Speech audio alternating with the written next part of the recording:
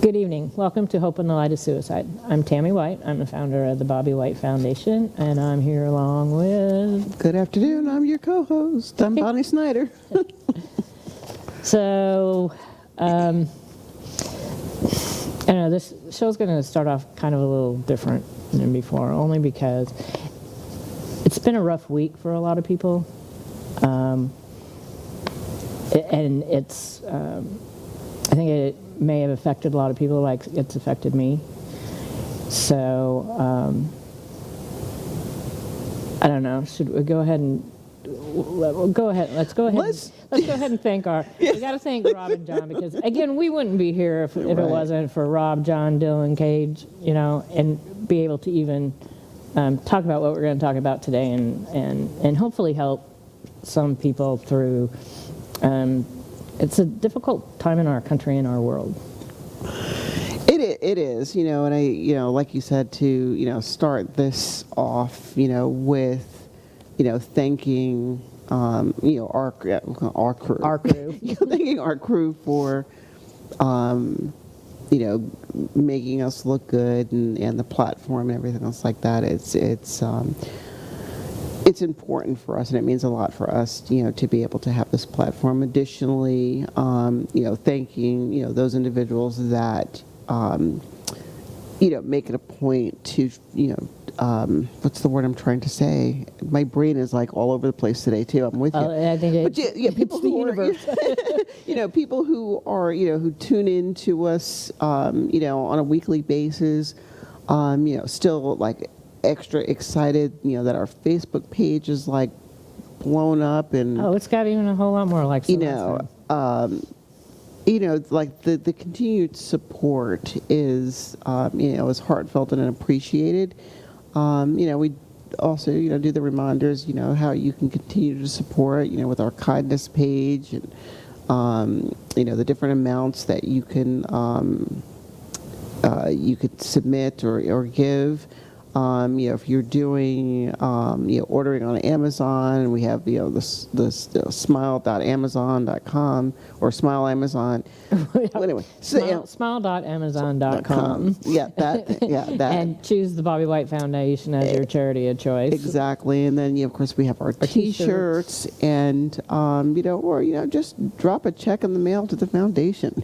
Yeah, we got a couple donations over the weekend that's very helpful because, we want to continue to do this, and we want to keep up with our Purple Folder program and continue to increase that and increase resources for people, not just locally, but from afar. We had another Purple Folder, I believe, go out here just real recently. Unfortunately, one of our crew members here lost a dear friend last week to suicide, and so it hit home again here in our studio for those of us here, along with these are the ones that people hear about, but remember, in your communities and in our communities, there's people that we don't hear about, and families that are struggling that we don't hear about. But like this weekend, Miss USA, Chelsea Kirst. Yeah, I know. I remember, when you were like, what are we doing for the show? And I was like, Miss USA. Right. It's what I find, to that point is, when we're looking at, specific losses, it is, when you had, did you text me or how did I find out? I think you had, texted me about, like the one, one of our own, one of the, I texted you about the, crew, losing, somebody, and I'm like, wow, like that hit right here in the house, and it's, it's a reminder that this epidemic is still like alive and well. I don't, and I don't say that meaning like, wait a minute, alive and well. No, but it is, and it's just, I just think that recently too, and I don't know if it's because we hear about it more because of the media or, whatever. It just seems like in the past month, in the past week,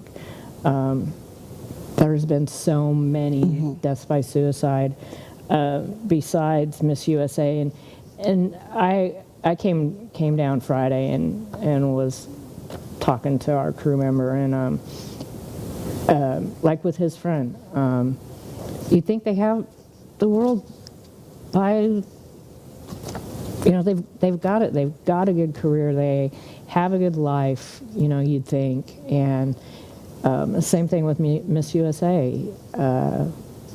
She was such an accomplished woman, but you just don't know what is going on with And with that one, as I was reading as it popped up on my news feed, and I'm reading it, and my first thoughts was, as I'm thinking about, how her life ended, what a horrific accident, because I don't, like, the first reading that I saw of it, it did not mention that it was a suicide. It just said, she fell, from her apartment building. And then, as the next, news cycle came out, then it was like, it was a suicide. And I'm thinking to myself, wow, like you said, here's somebody, beautiful, by, society standards, Right. beautiful, accomplished, we think has everything going for her, and what was going on in here that, she felt that was the way out. That was, yeah. Well, and in just the past month, and, kind of very similar, but celebrities, adult children. Sinead O'Connor. Well, let me go down the list. Okay. I was prepared today. I went down the list because I wanted their names to be heard, the children. Chris Daltrey, the musician, famous from American Idol. I think his daughter Hannah was the most recent one. Sinead O'Connor's son Shane. Actors Michael Madsen, his son Hudson, and then Regina King's son Ian Alexander. Now, all these have happened, I'd say, within the past month or less.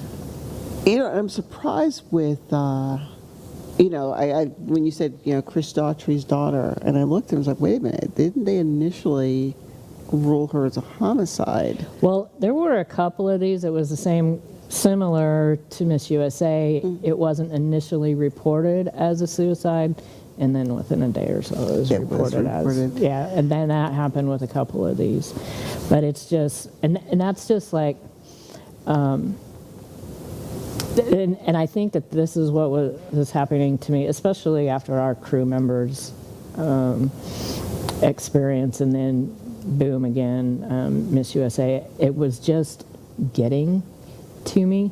So what I really wanted to say to everybody that are lost survivors, hearing this may be a really easy trigger for you, and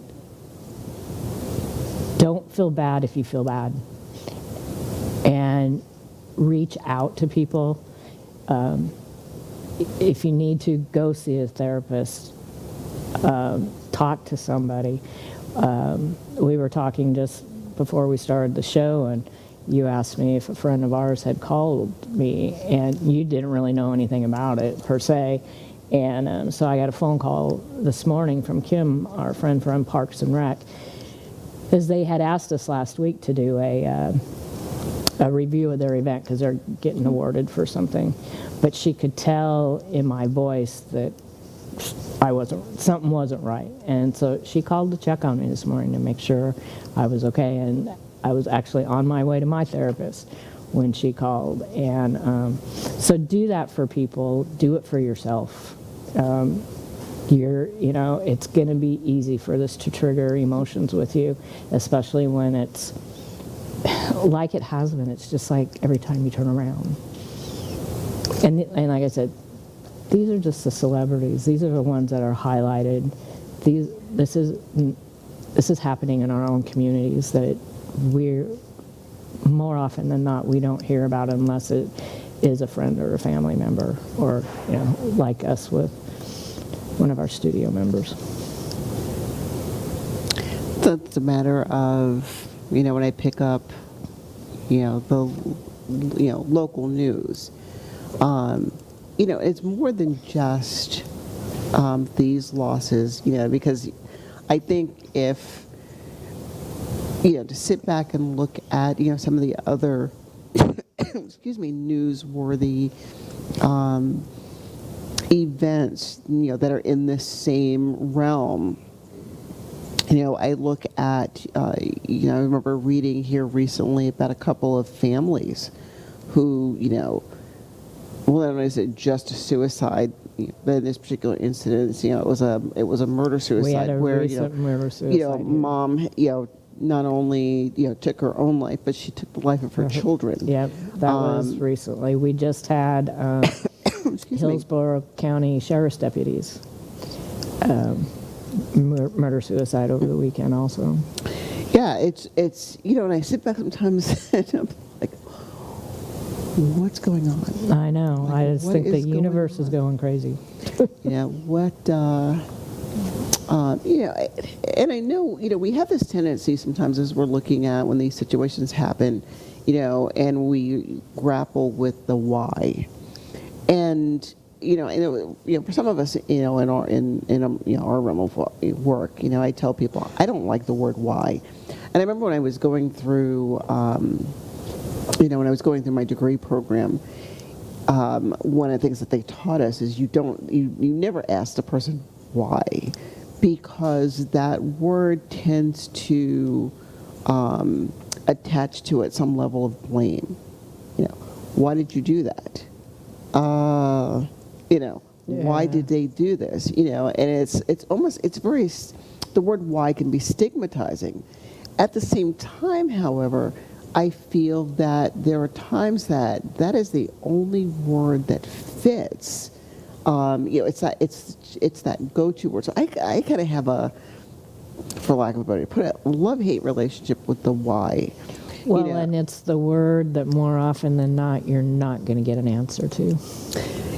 Yeah, it is. I would put why sometimes in these situations. Well, I put why, in these situations in that same basket with the word if. Right. If I would have done this, if this situation would have happened, if, and it's like, okay, if and why, the two, I know they say if is the biggest word in the English language, to me, followed by the word why.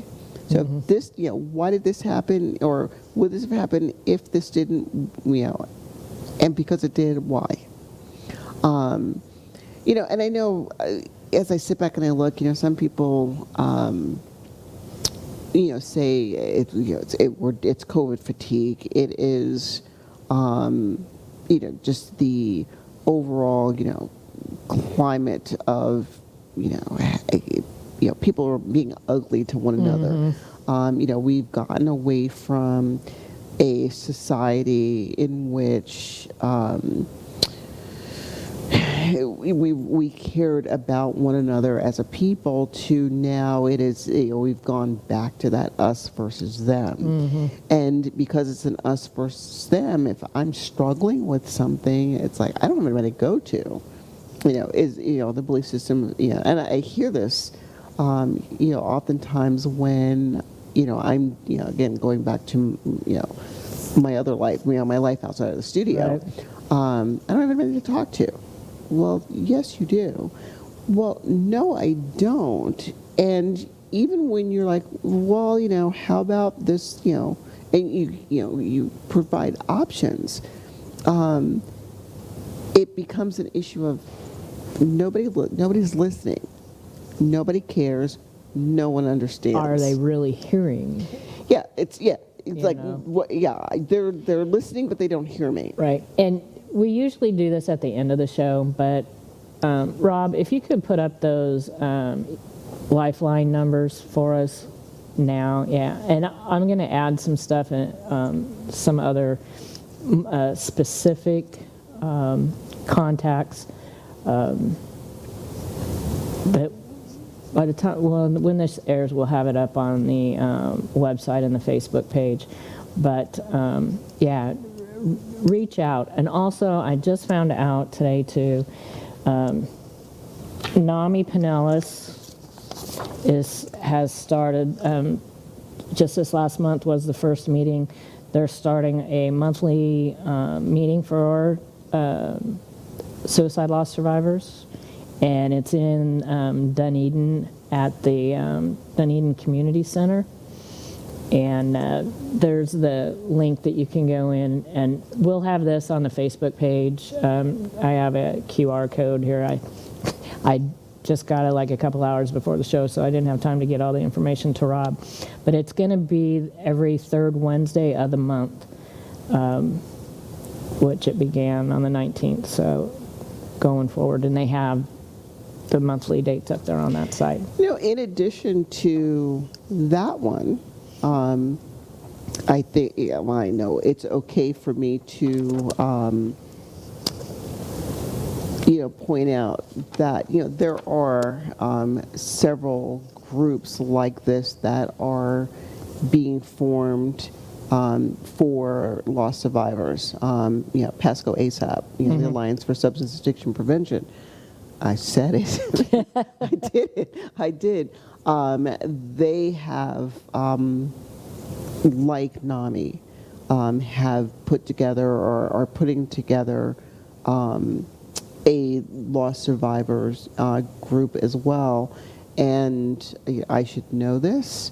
It is every Thursday. It's, and I want to say theirs is virtual as well. So it's like what I'm finding is, the NAMIs, the ASAPs, and, I'm honored to have been asked by Ian's Way to facilitate, group as well. And I want to say that one's going to be on Mondays. Mm-hmm. So, there's a recognized need from these particular, agencies, some that we know, some that, we know NAMI, who knows ASAP. Right, right. Well, we do. But we do. Yeah. we do. But we do. Well, and there's also, and I missed the meeting last week. They had, I think, their first meeting last week, and I think it's not a survivors group. It's I think it's organizations getting together to talk about the suicide issue in our communities, and I think it's facilitated by Central Florida. Mm-hmm. Children's and families. I had it on the calendar, and for some reason I bleeped it. I think it was because I think the meeting was at 8 o'clock in the morning.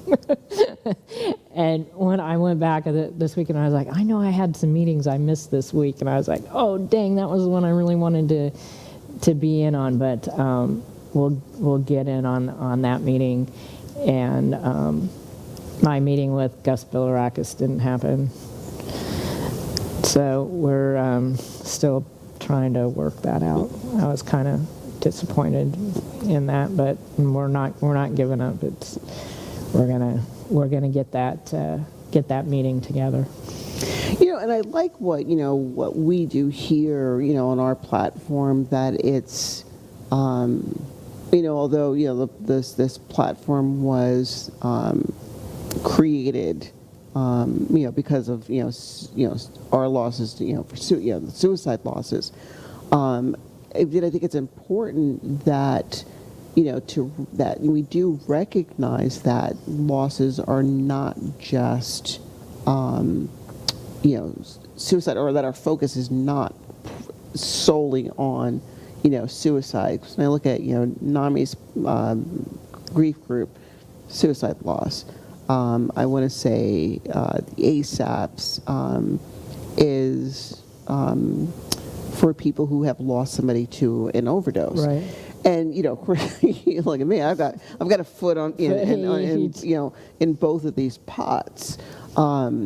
Because at the end of the day, loss is loss, and what I find, and what I love what we do, is not diminishing that feeling or I would say the importance, I guess, for lack of a better word, of loss, regardless to how that loss was suffered. Because at the end of the day, grief is grief, whether it is, I lost this person to suicide, I lost this person to an overdose, I lost this person to, a sudden illness, I lost this person to a crash. Or, any other tragic event. Yeah, something that was, even, when I sit back and I think of, people that, we have lost, that the loss was expected. At the end of the day, it's still a loss. And, not to say that, if you have, if you're the lost survivor of somebody who it was, sudden, unexpected, how do I say, not planned for, is death ever planned for? One might, let's think about this for a moment. Think back, someone who's suffering from an illness, they say, yep, it's terminal. All right, so in your mind, you have time to plan for it. It's like, it's coming, it's inevitable. It doesn't take the sting away from it when it happens. The only difference is, all right, I've had some time to process, that I'm going to lose this person versus. And there's times that even in the space of knowing that there is going to be an imminent death, your feelings may not end up being what you thought they were going to be at all. And it could just blow up, even being prepared. Mm-hmm. Mm-hmm. Oh, absolutely. Because you really don't know until you're actually in the midst of it. Yeah, because then, as we're talking about, processing through that, becomes an issue of, back to that word why. Why did my loved one have to, be afflicted with that illness? Why did my family have to, or whether it's, family or friends, but again, it's that huge, why is this happening? And, we tell people it's the circle of life. It's everybody that was born is eventually going to, to leave us. It's not something that you can get away, it's one thing from. That you're not ever going to get away from. Yeah, it's, So, please understand if you're having a hard time or somebody else is having a hard time, just reach out and be gentle and kind to each other and to yourself in particular.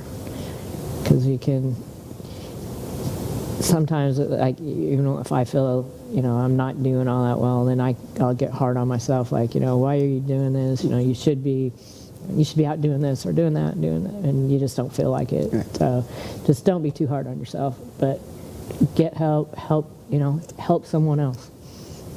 We're pointing out, these groups exist. The helplines are there, and I think what I find sometimes too when people are looking at, when I tell somebody, oh, there's a support group that's that's been formulated, and what do you think about joining? I don't want to be in a therapy group. And it's like, okay, it may have its therapeutic feel to it, or properties, I guess. It's not necessarily always therapeutic, because I find some people go to groups and just being in the room with people who have similar experiences is like, I'm not in this by myself. I'm not alone. Sometimes you'll be in a group and I never thought of it that way. Or, I had somebody look at me one time and I thought I was the only crazy one. And, first I was like, oh, you're not crazy. But then,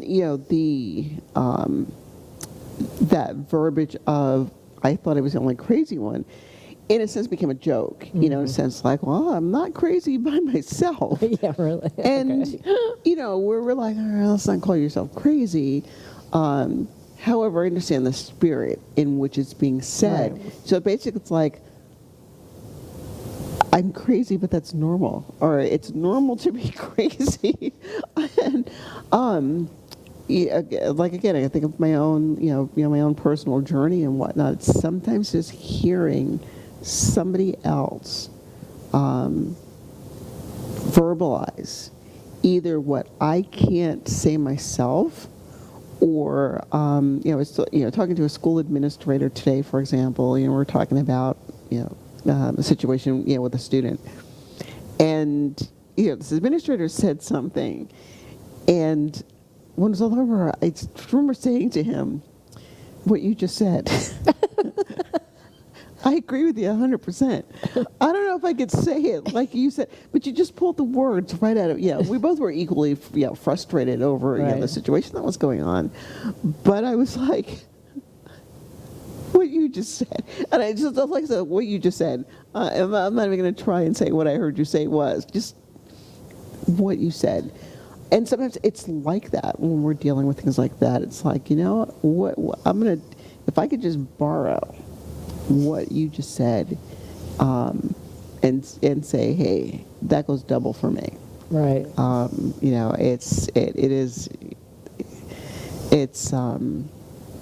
It's not just therapy, folks. It's not, Well, and therapy can take different forms. I mean, you're preaching to the choir. You know this, right? yes, I do know that. Yes, ma'am, I do. But, I mean, seriously, it can be, going to groups. It could be working out in your yard, it could be cleaning house or doing laundry. I don't know how, but it can be. For some people, that, doing things that seem so, like, far removed from what you're dealing with, I look at, when you say, laundry, for example, when I'm in a bad mood, people are like, wait a minute, you like doing laundry? Yes, I very much enjoy doing laundry. I have a dishwasher, but I wash dishes by hand. And people are like, I do half and half. oh, no, there's no half and half in my house. It's I wash, every once in a while I was like, let me kick the dishwasher on just to make sure it still works. Yeah, you don't want that seal to go bad. Is that? But no, but seriously, I wash dishes by hand, and because I enjoy it, and I like doing laundry. And if I look at those two chores around the house that most people hate, at the end of the day, or at the end of the day, when it's all said and done, I sit back and I look at this the sense of accomplishment. Right. The basket is empty. The hamper, is done. And if you remember last week, It's like our little trophies. Exactly. And I was like, it makes me think of when we, going through this book where, she talked about, here are some things that you can do that are, accomplishments, and we don't look at, things like laundry or the dishes as therapeutic, and, to your point, sometimes therapy does not, I'm sorry, folks, therapy is not just lying on a couch talking to Yeah. a professional. Sometimes that therapy is the things that we really don't think about. And if you're into art, do art. I crochet a lot in the evenings watching TV with my cats. I've started quilting. I saw that. I think that is so My cool. God. I love to sew, and I've never, I've had friends who, are experienced quilters. One dear friend of mine in Kansas, her name is Margene. I just remember her telling me one time, I have something for you. Can I have your address? Of course. And she quilted it's an orange lap quilt. We call it a lap quilt. Mm-hmm. And for me, the symbolism of the orange, orange is renal cancer, and so she quilted it for me for the renal bout that I went through. And I'm looking at this, I'm like, oh my God, this is so integral, and I didn't know how to do it. And Greg's mom, she's a quilter. I mean, when I went to visit, I'm looking at the pieces that she has around her house. I'm like, oh my gosh, this woman is, she's a gifted quilter. Quilting can be just like this huge art form. One of my grandma's doctors years ago out in Oregon, she was a quilter, like the art side of quilting, and she had these quilts hanging in her office that were, oh my gosh, I was like, I never knew quilting could be so cool. Yes, and what I'm finding is as I pick up this new hobby, I just thought, oh, okay, this is going to be interesting. I've become obsessed with it to a degree, and I find myself, like a couple hours later, get off the sewing machine. You have other work you have to do. But it is so relaxing. Like I, posted to her this morning. This is what I finished thus far. I'll, obviously, she'll see it when it's done. And she's like, she's working on a complicated piece right now. She's like, I don't know what direction it's going. But as where it comes, like, you go ahead with that. But again, picking up a new hobby, with, Kira, and I forget who did it for her, but someone had asked her for 9 of Aiden's T-shirts. And, so she picked out, 9 T-shirts, sent it to this friend. The friend put it together, and it came back to her as this quilt. Yeah. My girlfriend, as I was posted about, that I had taken up quilting. She was saying the same thing, that someone had told her to do a quilt for her grandchildren. She just recently lost her husband, to take his shirts and do a quilt for the grandchildren. And what I like about the things like art, think of when we did the painting with a twist, painting with a purpose, painting with a twist. Right. The fact that these art pieces, quilting or whatever, that not only is it cathartic in a way that it gives us something to focus on, I love it that it's a way to not only express, get out and express what we're feeling inside, but to also memorialize the person that we lost. I've got all 3 of my my dragonflies. All 3 of them are hanging in my living room. I have a tub of Bobby's T-shirts, and I was gonna make the quilt myself. And I've talked to my aunt a couple times. I think she wants me to go ahead and send them out to her, because I told her, I said, I says, as much as I want to do it myself, I don't know that I can do it. Yeah, I just don't. And maybe someday I will get there, but in the meantime, they just sit in this tub.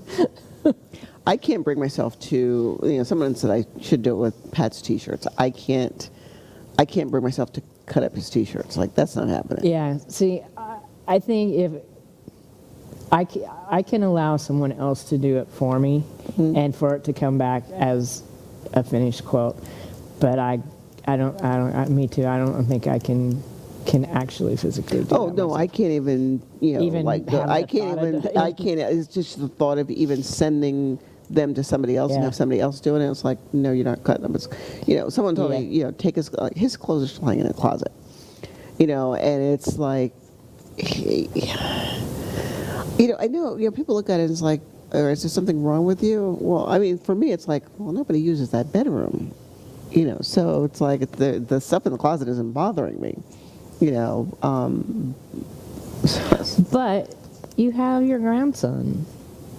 He has his own bedroom. Well, no, what I mean is those clothes.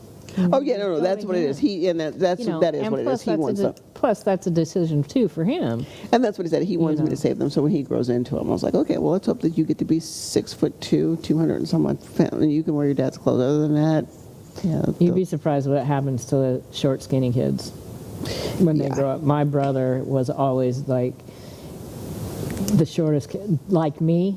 We were the shortest kids in our classes. My brother grew up to be 6 foot tall.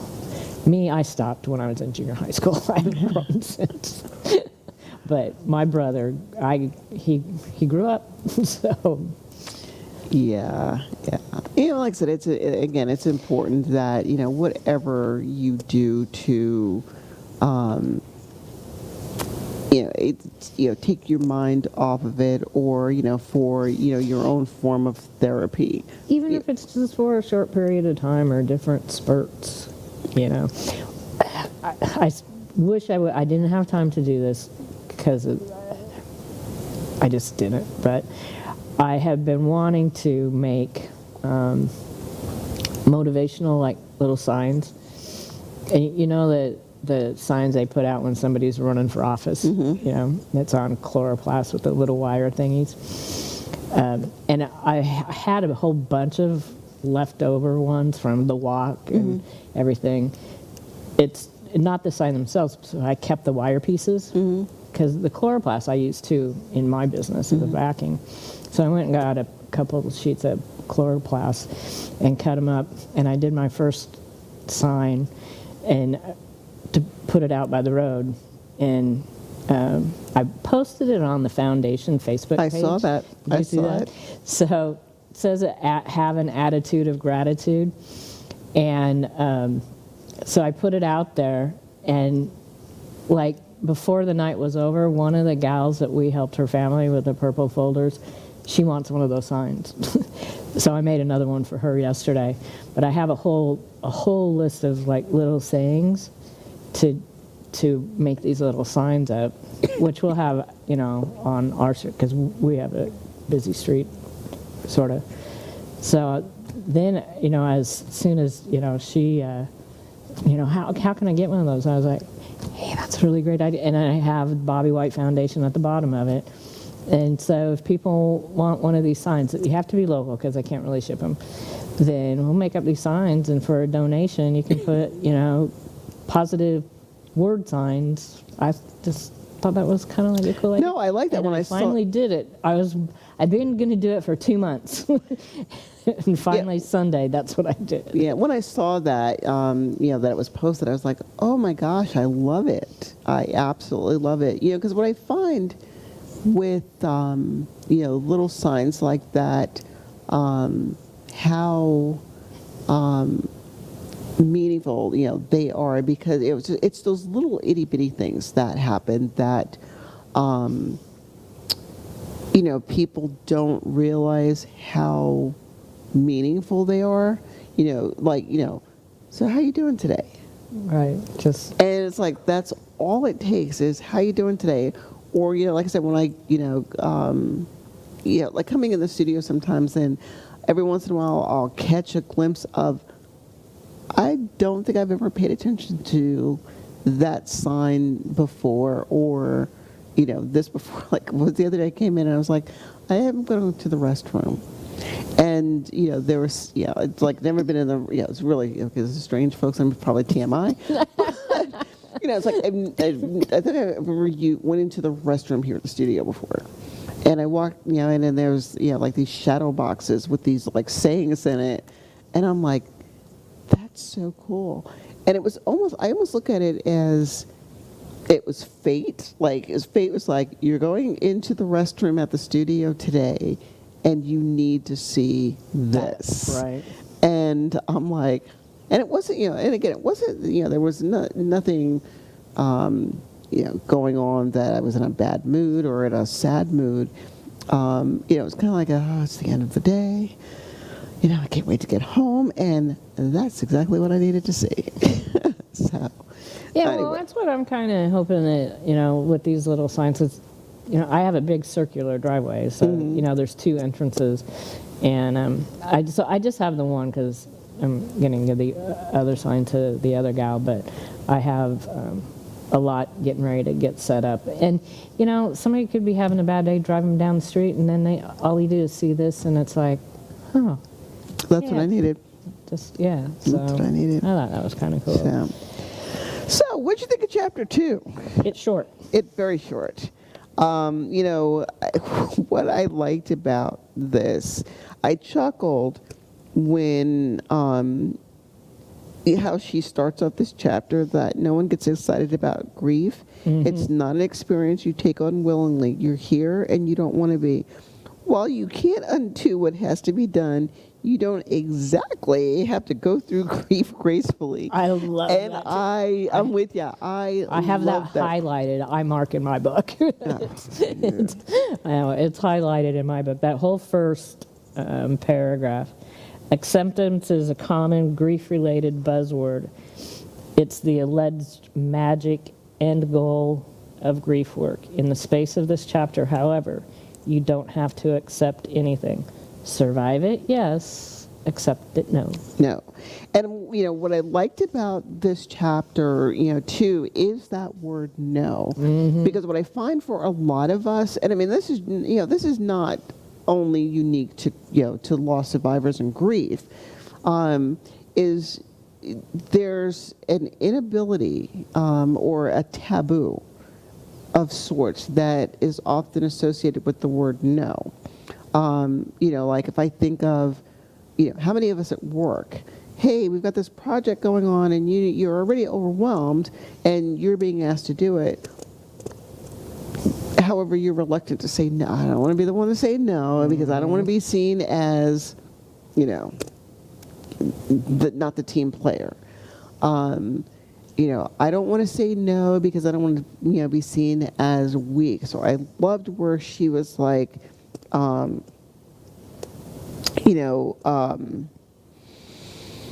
it's okay to say no. It's okay to set limits for yourself. It's okay to have boundaries. And, I know for some people, setting up those boundaries and maintaining them is difficult sometimes.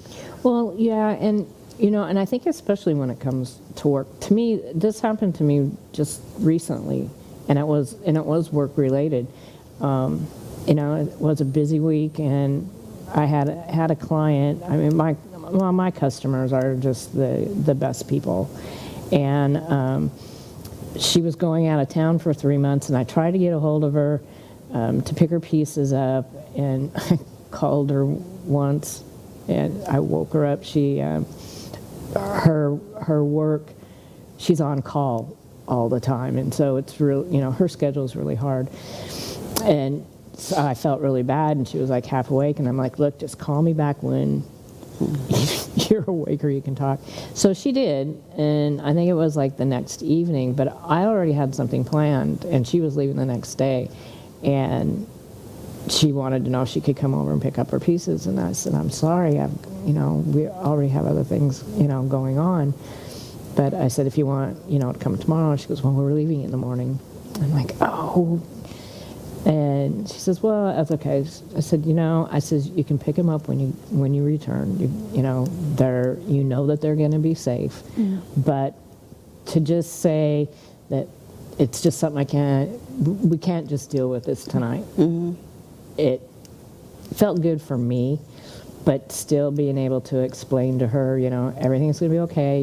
Your work is safe. We'll have it ready. If her brother wants to come pick it up, sooner, he's more than welcome to do that. But, everything is going to be safe, but I just can't do that right now. And what I find sometimes, I'm not picking on you, not at all. So, don't take take that way.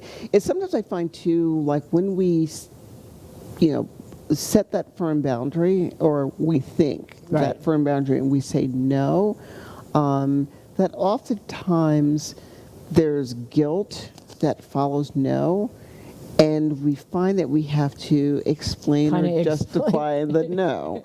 And instead of, I said no, and that's it. I'm sorry. I don't even want to say I'm sorry. Even saying I'm sorry, no. Yeah, because that's doing the same thing. And it's like, she has, when she has in here where she's like, it's two little letters, an N and an O, mm-hmm. and it's very, very powerful. But again, grappling with the ability to say no, and not feeling the need to justify. I think, right, explain, or to like sometimes they go hand in hand. Like I don't feel like eating. And what I would hear is, oh, but you have to eat. You have to keep your strength up. And it's like, I understood on this hand, okay, yeah, I do have to eat. But then became all right, now on top of this emotion, I have to deal with the anger of being forced to eat. Mm-hmm. When, why couldn't you, all, good intentions, understood. I said no, like, and that's what I meant. Mm-hmm.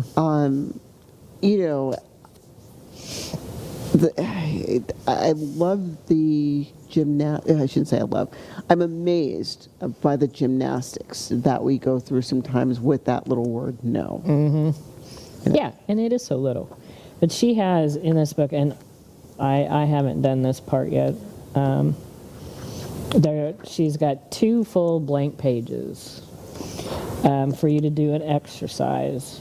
And she says here on the following pages, start out by writing the word no. Write it small, write it huge, write it again, collage it. Draw the line of the letters, fill in the space with all the things you refuse. Make a million tiny little no's all over. In whatever ways your no wants to be said, give it room on the page. And she does say, too, that the exercise might bring up some stuff. But when you're making a page full of no's, use the blank page to write use the other blank page to use what it was like to just say no. Then take a break. Eat, rest, move your body as you're able, do something else for a while. Because again, no is difficult for some people. Yeah, and it looks like it's difficult for some people. I have some people looking at me like, I have no problem saying no. I'm going to tell you no, and if you don't like it, too bad. Right. And I, for me, I'm like, all right, I hear you saying this, but how much do I really, like you're really hiding behind that facade of I said no, and I don't care how you feel. Because as a people, I think, internally we don't like hurting others. I mean, there's some people who are like, I don't care whose feelings I hurt. And I look at them and say, okay, it's because you got some other stuff going on, or that's a mask. Right. That's a facade there. There's something deep rooted if you don't care about hurting other people's feelings. Again, it's like, saying no, being okay with it, not allowing yourself to become immersed in guilt, because, I have to own, or I need my space, I need to set this boundary. Because the way I look at it is, there was a meme that I saw some time ago, that, something to the effect of people who don't respect your boundaries really have no respect for you. Or if you have a problem with boundaries, it's probably because you don't know what they are. Mm-hmm. And I'm like, that to me was one of the very, very powerful thing to be said, where I'm like, you know what? I need to stop allowing people to violate my boundaries and, do that pushback and say no. Right. Yeah. How do you like the safety deposit box idea? I loved what she said, is sometimes grief can feel like a life sentence with no hope for parole. Mm-hmm. And I was like, she is on to something. No kidding. Because, it does, often feel like we're in this deep, dark abyss, for some people, mind you, I should say, that you're in this deep, dark abyss that I'm never going to crawl out of this black hole. Because unfortunately there is, again, and we've talked about this, some might say ad nauseum. However, it's one of those things that I think needs to be repeated over and over and over again. It is, you never accept that the person is gone. You learn, however, to accept the life that is left after them. It's like something else that I saw actually this weekend, where it said, I know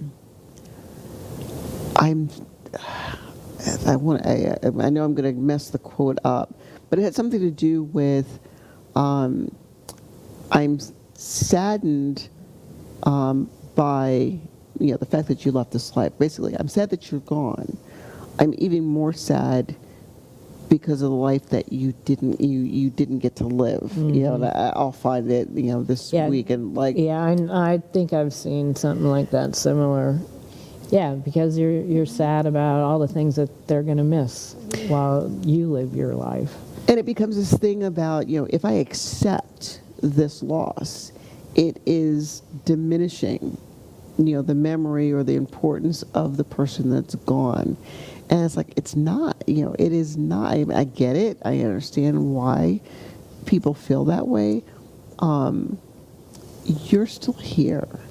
And, being able to honor that person, goes a long way with, your own healing. Mm-hmm. So I love the safety deposit box. Especially where she says, on a separate piece of paper, write down your current fears about grief and what life might be like inside it.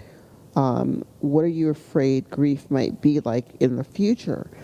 And, I think, symbolically, I've used a similar activity, in the past where, especially with children who have lost parents. Mm-hmm. I would, tell them, write a letter to, mom or dad, put it in an envelope, seal it up, address it as if you're going to mail it. And then, it kind of gets tucked away for a moment. But then I also, and I wish I could remember where I got this idea from, because I was like, oh my gosh, I really love this idea. I tell them to burn it. Mm-hmm. So throw it in the fire, and if you think about it, as it's burning, you see the ashes and everything, the smoke going up. And think of it as this is how, that's your words reaching, the person who's not here anymore. Yeah, I have actually done that one. Of course, with as many bonfires as I have, I can do it quite a lot. This is a really good idea. Not even, you can get an envelope and decorate it, or a nice little box and decorate it, and add thoughts or items, or, uplifting quotes for yourself that you can go to this, if you're feeling, a little down or a little bad, something that you're going to know inside your head, oh, there's going to be something in there that's, maybe going to make me feel a little bit better. Yeah, and it's doing, the unexpected, like, I think I shared when I go on vacation, when I go on vacation, I allow myself to go on vacation. I know, you got on vacation pretty much last year a lot. Because I made myself, yeah. It was like, it's okay to take some downtime. It's one of those things where, we're here on the show, and we talk about, self-care. We talk about doing things for self, and then it's like, when's the last time you went on vacation?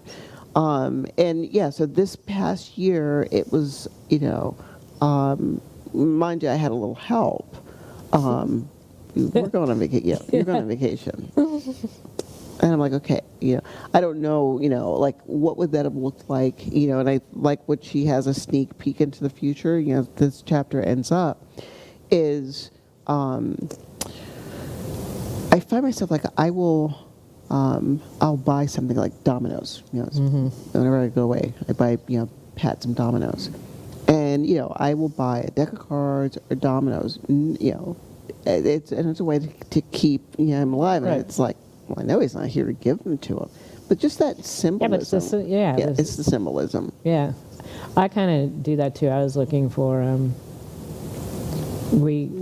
had collected some pewter dragonflies, or dragons, and amethyst and stuff. And when I went to a specific event last year, that's what I went looking for, but they didn't have any. That's when I got the dragonfly, and kind of for our little painting thing, and the symbolism of the dragon. So yeah, do that. Yeah. So I wanted to mention before we go really quick, we do also, one way that you can help support us, we have this door that my great nieces, their wonderful artwork is available. So if you're interested in that, get a hold of us at the foundation, and we'd like to find a nice new home.